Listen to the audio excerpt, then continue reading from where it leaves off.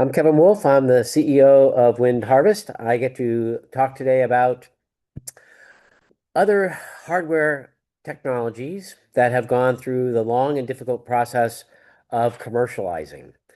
I wanted to start off telling you a little bit about this lovely holiday themed background I have here.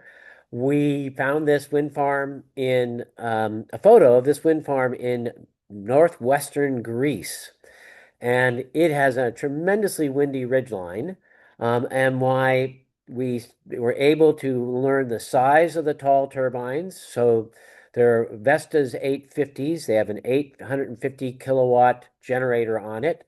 It's about 55 meters wide. So the blades are a little over 25 meters long. And we know that the distance between the two turbines is about 160 meters. So that's about 11 of our turbines. So we were able to exactly size our turbines in width and height and place them in approximation to these taller turbines to give you an accurate sense of what our turbines look like under a large scale project like this. One thing just to remind you, these kinds of projects, like this one in Greece, are just amazingly windy resources, difficult to get to, up on these mountains, on these ridge lines, difficult roads to make and develop, but they're there. They got the everything in place, but they don't have a technology yet to make use of this near ground wind resource. So that's our big play, just to remind you of where we're going with this. And now I think I'm going to share with you our deck. We put together a new deck, and here it is. Same picture, a little bit without my head in the middle of it. So uh, that's what this seminar is about. We'll start off and give you a little background on technology readiness levels. So this is a big breakthrough for all kinds of large hardware scales technologies, from NASA rockets, which invented the technology readiness level process, to large wind turbines, to a growing amount of technologies. Large scale technologies are using the technology readiness level process to figure out where they are in the commercialization process. Each of these steps take you a time to do. So you have to design the technology. Then you have to send it out for bids for manufacturing. Then you have to choose your different component suppliers. Then you have to order them because they're small lots and sometimes your components are more difficult to make. It can take, for example, for us, it's a 6 month lead time on our longest lead time part. So now you have to wait 6 months for the after you designed it for the component parts to arrive. Then you have to assemble it and install it. Then you need to run it. And usually you need to run it for 6 months or more to collect all the data you need. You've got strain gauge data out there. You've got, you're just collecting intensive amounts of data, and you're going back and you're checking your computer modeling for things like harmonic resonance and loads on blades. And you're saying, does the data from our new technology match our engineers' predictions? If it doesn't match, start over. If it does match, yay, you get to go to the next technology readiness level process. You get to take that data and you get to redesign your turbine. And then you get to do it again. Technology readiness level 4 and 5, these are not full-scale prototypes. This is trying to figure out, for example, in our technology readiness level 5. Well, before I go there, let me just kind of review the technology readiness levels. 4 is down there at early stage prototype, same with 5. 6 is your first full-scale prototype. But you need to go through two different full-scale prototypes, technology readiness levels 6 and 7, before you've got enough data and enough information that you can have confidence that you can build a full-scale commercial product and it will work and make it through into the market. And that's where we are at the end of technology readiness level 7. But 8 is to have through third-party certification. So third-party certification is, in our case, an international body matching the IEC 61400-2 standards. And once you've completed that, that's run by the U.S. Small Wind Certification Council. Once you've passed that, you get a little placard that you get to put on your, not really a placard, a little label that you get to put on your turbine that says, hey, this outside body says that this turbine really will produce this much electricity, and validated the computer modeling and said, yep, that computer modeling says it will have a lifespan, in our case, of 70 years. Yes, the modeling backs up the prediction. And this then allows the customer to say, great, I can buy this turbine. I know what it's going to be like. Somebody else validated it. It's just, I don't have to just take the manufacturer's word for it. But that's not the end of the technology readiness level process. Now you need to be able to get to the point where your customers can borrow money using your technology as collateral for the loan. So the loan's going to, you got to make money to pay back the loan. It's usually a 10-year note, and your technology has to last 10 years. How does the bank know your technology is going to last for 10 years? Getting that information to the bank is technology readiness level 9 for a hardware product like us. For NASA, for Boeing 747, did the airplane fly and can you start having people in it? For NASA did that space shuttle, is it ready for humans to go in? Then you've gotten finished technology readiness level 9. So with that as background, let's just review what we end up doing. So over here is our model 2.0. That was our first 3-bladed turbine. All our other turbines had 12 blades. They went through all kinds of different iterations. We had when they were a meter apart, we put 3 of them down in Palm Springs. That gave us kind of like a lab test to tell us what would happen if you put these things close together. But we decided that really technology readiness level 5 was our first 3-bladed turbine. You can see in this picture, it still has guy wires on it. Then a new team of engineers helped us design this cantilevered turbine using a lot of the great breakthroughs that we had developed in the earlier prototypes were incorporated in that. And then that had its problems because we did not have a computer model yet when it was designed. And that has been a failure with a lot of vertical axis turbines.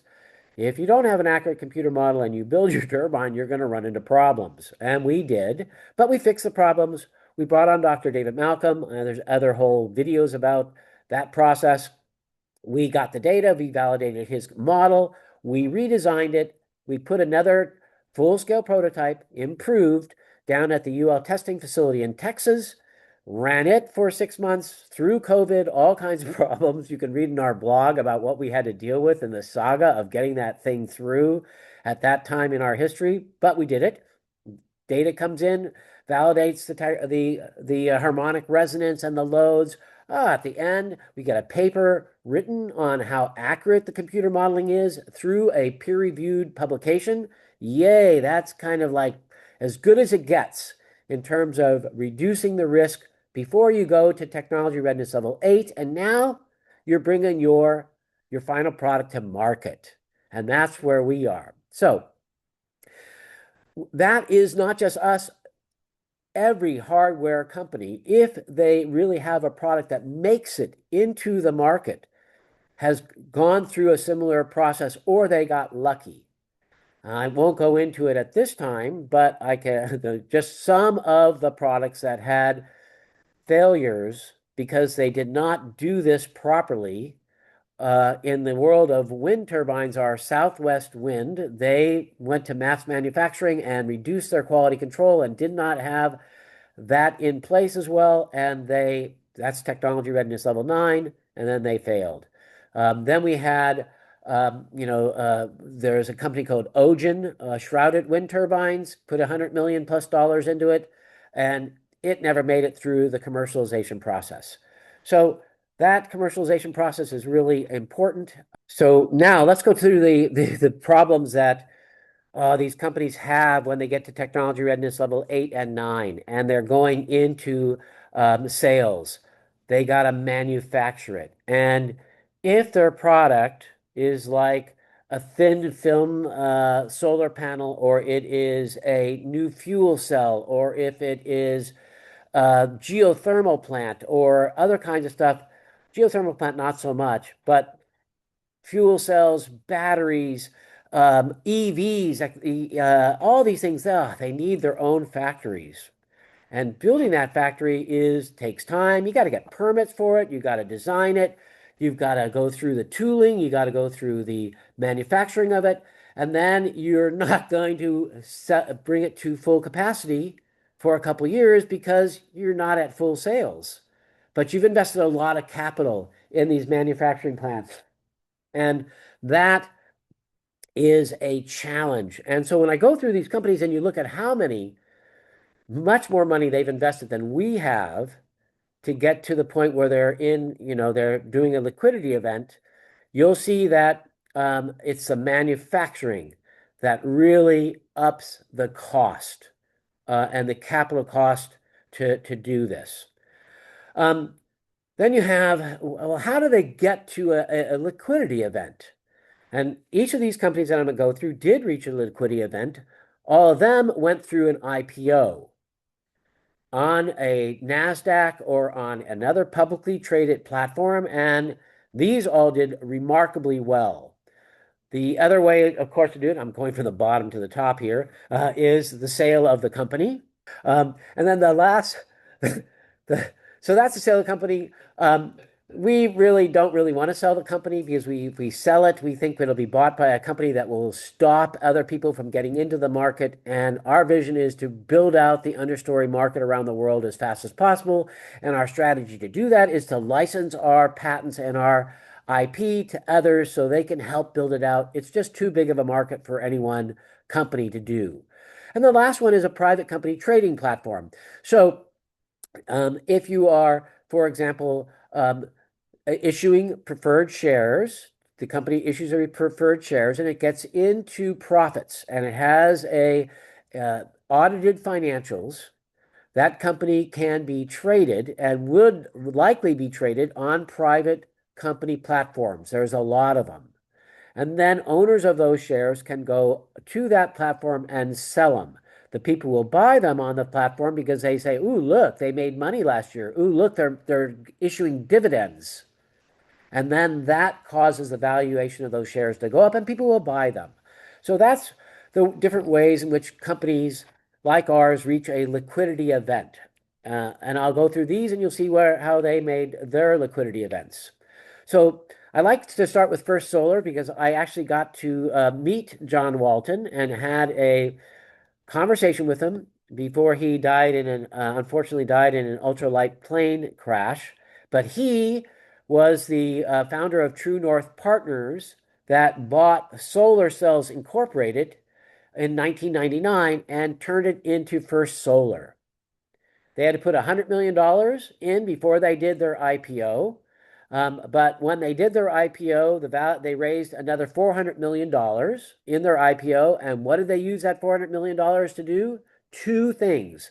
John told me that they couldn't get at scale to justify their manufacturing facility with all the competition from all the different solar players in the field. Even though this thin film cadmium telluride solar panels were significantly more efficient and more higher energy density per land, it was difficult to compete. So first, Northern Partners, John said that they created their own market. They made their own solar farms. They developed them, similar to the way we're developing our own wind projects. So then they had a market, and then they sold their first panels to their own buyers. And that filled up their manufacturing facility, and now they could justify this $400 million. Some of it went into new projects, and some of it went into manufacturing, and they became kind of like a vertically integrated manufacturer and consumer of their own product until they now got their manufacturing facility up to such a high volume and the prices dropped that they could directly compete with other solar panels and they didn't have to sell to their own projects. So They're an enormously successful company now. They have uh, their initial cap on the Nasdaq was $1.4 billion dollars. It was a very successful company. I'm going to go to the next one. Bloom Energy. It was founded in 2001.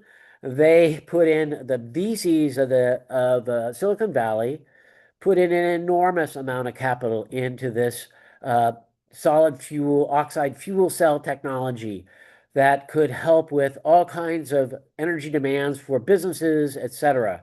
They finally did an IPO in 2018. They had a market cap of $1.6 billion. An IPO is done when you want to raise more capital because you need it for manufacturing or project development or working capital or some other aspect of it.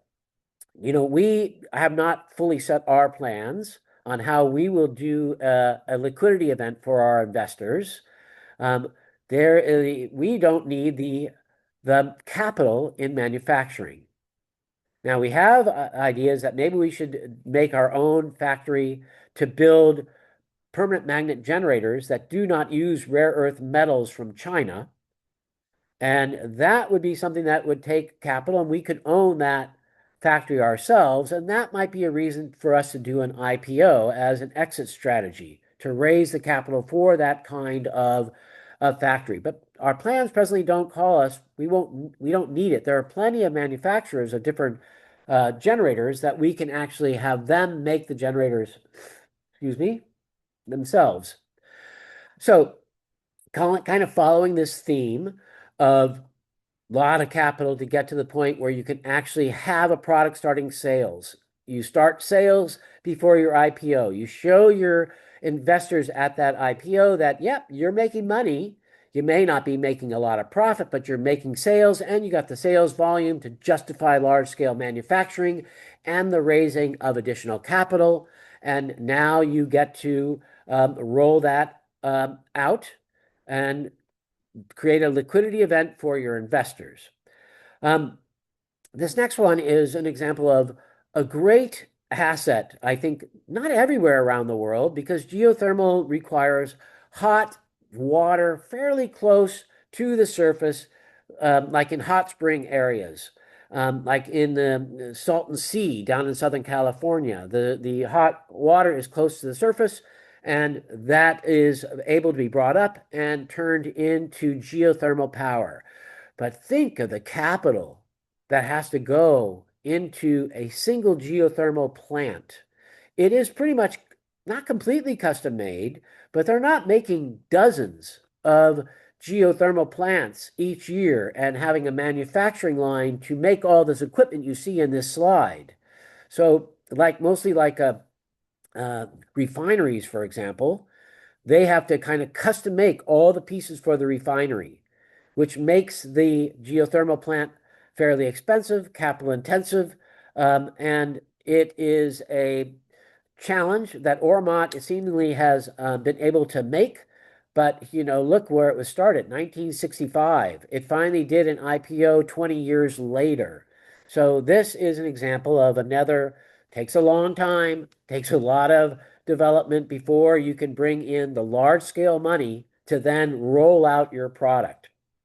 Um, then our last one is Tesla. I'm going to tease Elon Musk a little bit. I'm trying to figure out what company did he start on with his own breakthrough of technology. It looks like his EVs, he bought a EV company that was making fast, super fast, EVs for sports cars, and he bought that and then built that on it. Now, it's a challenge to turn a any kind of a company into a mass manufacturing company of cars. So I have to hand it to him, but a lot of it is money. How much money did you raise to do this? So 200 and over $200 million was brought in by the time there was an IPO. And then the IPO raised a tremendous amount of money to be able to bring their EVs into the large scale market. So these are some examples of how a product like a hardware product, like a wind turbine, an EV, a fuel cell, a battery storage, a geothermal plant, this world of renewable hardware, the challenge it takes to get to the end, the amount of capital it takes, the time it takes. So within that, I think I will wrap it up by saying, okay, so let's just go through what Wind Harvest has done. We have raised $16 million in equity, probably actually more than that because we've been raising equity now. We have other capital, about $2 million in other capital that we've raised. So we're under $20 million in total capital cash raised. Then we have spent longer than maybe others have taken, but in part that's because we didn't have much capital. And if you don't have much capital, it's a shoestring operation. And to get us through each step of the way just took more time because we had delays where no capital can't, bring solve the problems and redo it and do all this stuff. Oh, more capital, guess we get to go back and redo it and start it. So that is the time it takes, the capital it takes, the technology readiness levels, step by step through each one is the seems to be the key to making sure that when your technology is ready for the market, it is really ready for the market, that it really will last for your full warranty.